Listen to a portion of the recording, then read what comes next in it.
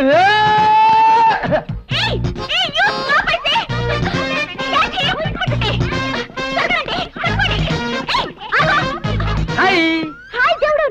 Hi అమ్మాయి గారు, నేనే. He's my friend. ఫ్రెండా? మాకు తెలియకుండా ఈ ఫ్రెండ్ అక్కడ చూడపడ్డాడే. అదేనే ఆ రోజు విక్కీ గ్యాంగ్ చిత్త కొట్టి నన్ను కాపాడాడని చెప్పానే దేవుడు, అతనే ఇతను. ఆ హీరోయేనా? Hi hi. చాలా స్మార్ట్ గా ఉన్నాడే. How handsome he. ఇంకాపండి, మీరు వెళ్ళి ఆడుతూ ఉండండి, నేను తర్వాత వచ్చి జాయిన్ అవుతాను. మరి కాక్? దేవుడు, ఆ కాకి లైవ్. కక్క అంటే? అబ్బా అదే ఆడుకునేది. ఏంటది? నీ చేతిలో ఉంది కదా అది. ఇదా? సరే, వేరే కాక్ తీసుకోండి, వెళ్ళండి వెళ్ళండి. అవును దేవుడు, ఊళ్ళోకి ఎప్పుడొచ్చా? నిన్ననగా వచ్చి ఇప్పుడే కలవడం. అమ్మో, ఈలోగా చాలా పెద్ద పెద్ద వ్యవహారాలు జరిగిపోయినాయిలేండి. వ్యవహారాలా? ఏమిటవి? అది రహస్యం. ఇంతకీ ఇప్పుడు నేను ఎందుకు వచ్చానని అడగరే? ఎందుకొచ్చా? మిమ్మల్ని ఎత్తుకుపోవడానికి. నన్ను ఎత్తుకుపోవడానికా? అవును. ఎత్తుకుపోవడం ఎందుకు?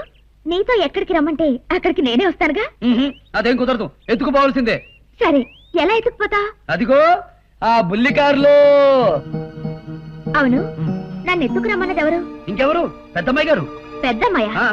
అదెవరు? రహస్యం. నేను రాకపోతే ఏం చేస్తావు? ఈ దేవుడేం తెలుగు తక్కువవాడు కాదండోయ్, అంతా రెడీ మీద వచ్చాడు. నా జేబులో మంత్రం ఉందిగా,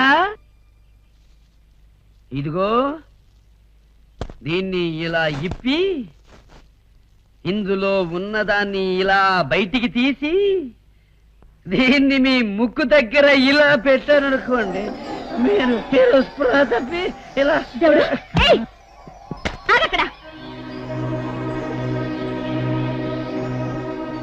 ఏమైంది బాబురావు? ఏమి లేదమ్మా, ఈ సింగరోడు జేబురుమాలు ఈ అమ్మాయికి వాసన చూపించబోయి తనే వాసన చూసి పడిపోయాడు. ఇందులో కంగారు పడవలసిన పని ఏమీ లేదు. ఉల్లిపాయ తీసుకొచ్చి ముక్కు దగ్గర పెడితే టక్కున లేచి కూర్చుంటాడు. ఉండు, ఉల్లిపాయ తెస్తాను. శాంతి అంటే నువ్వేనా? అవును. నన్ను కిడ్నాప్ చేయమన్నది కూడా నువ్వేనా? నేనే. ఇటువంటి అమాయకుడితో అలాంటి పని చేయించడానికి నీకు సిగ్గుగాలేదు? నీలాంటి వయసులో ఉన్న ఆడది డబ్బు సంపాదించాలనుకుంటే కిడ్నాపే చేయనవసరం లేదు. ఒక్క రాత్రి ఆ శరీరం నీది కాదనుకుని బజార్కి ఎక్కావనుకో, నీ కాళ్ళ ముందు. నేనేమన్నా తెలిసే పనిచేసావా? నువ్వెవరో నాకు బాగా తెలుసా, కానీ నేనెవరన్న విషయమే నీకు తెలీదు. Who the hell are you? ఏ త్రాష్టుడికైతే నువ్వు పుట్టావో వాడికే నేను పుట్టాను. కాకపోతే నీకన్నా ముందు నీకు నాకు జన్మనిచ్చిన ఆ సర్వేశ్వరరావు నిజ స్వరూపం గురించి, నీకు తెలియని అతని విశ్వరూపం గురించి చెప్తా విను.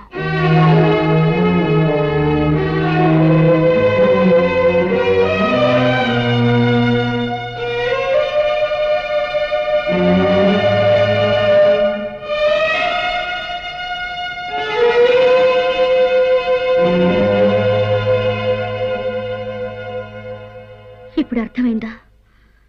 10 మందిలో నన్ను తన కూతురుగా ఒప్పుకుంటానన్న నిమిషతో ఇటు నన్ను అటు ఊరు జనాన్ని ఎలా మోసం చేశాడో, ఆఖరికి నన్ను ఒక వ్యభిచారిణిగా చిత్రీకరించడానికి ఎలా ప్రయత్నించాడో.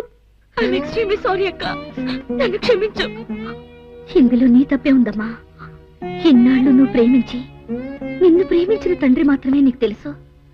అది నీ అదృష్టం. కానీ నా తల్లిని వంచించి నన్ను ద్వేషించిన తండ్రి మాత్రమే నాకు తెలుసు. అది నా దురదృష్టం. నువ్వు బాధపడకక్క, మనం ఒకే రక్తం పంచుకు పుట్టిన వాళ్ళం. నీ గుండెల్లో రగులుతున్న పగని ద్వేషాన్ని పంచుకోవాల్సిన బాధ్యత నీ తోబుట్టువుగా నాకు ఉంది. మాధవి. అవునక్క, నాన్నకి గుణపాఠం చెప్పడానికి మీరు నన్ను బలవంతంగా తీసుకెళ్ళనవసరం లేదు. మనస్ఫూర్తిగా నేనే మీతో పాటు వస్తాను.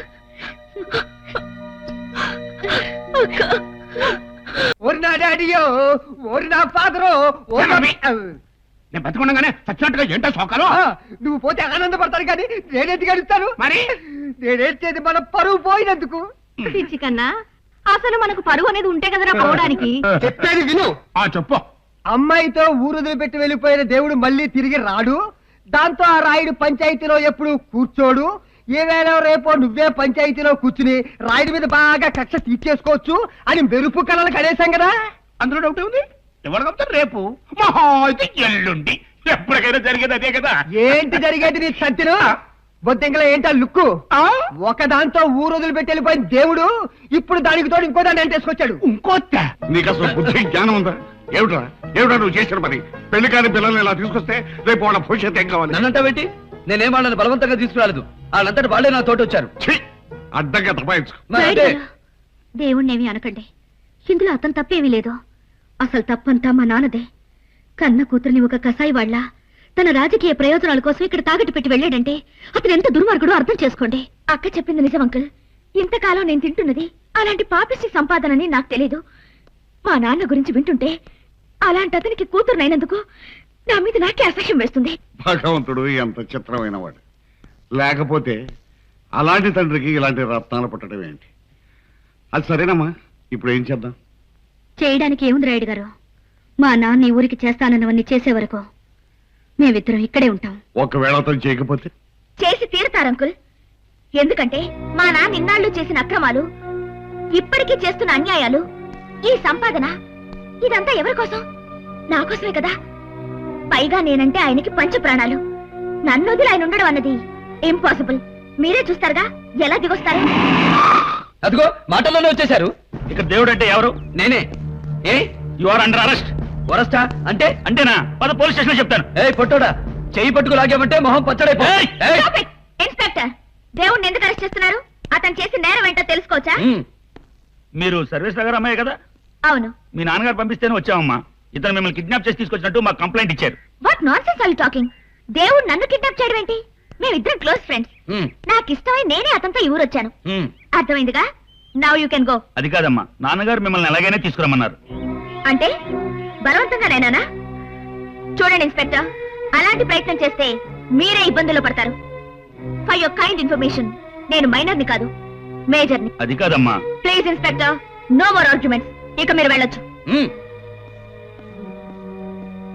ఇప్పుడు ఏం చేద్దాం అంటావు? వెళ్ళిపోవడం మంచిది. చూడండి ఇన్స్పెక్టర్, ఇంకా మీరు వెళ్ళడానికి సంకోచిస్తే ఇప్పుడే డీజీపీ గారితోనూ మా లాయర్ గారితోనూ మాట్లాడాల్సి ఉంటుంది.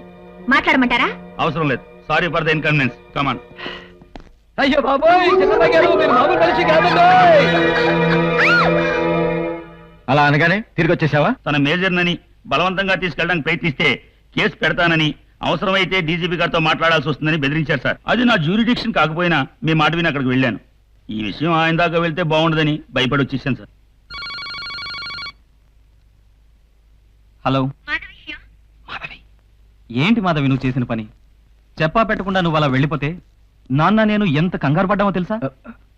బావ నీ మీద బెంగతో తిండి తిప్పలు కూడా మానేశాడు. విన్నావు కదమ్మా. నటించకండి నాన్న. నాది నటన.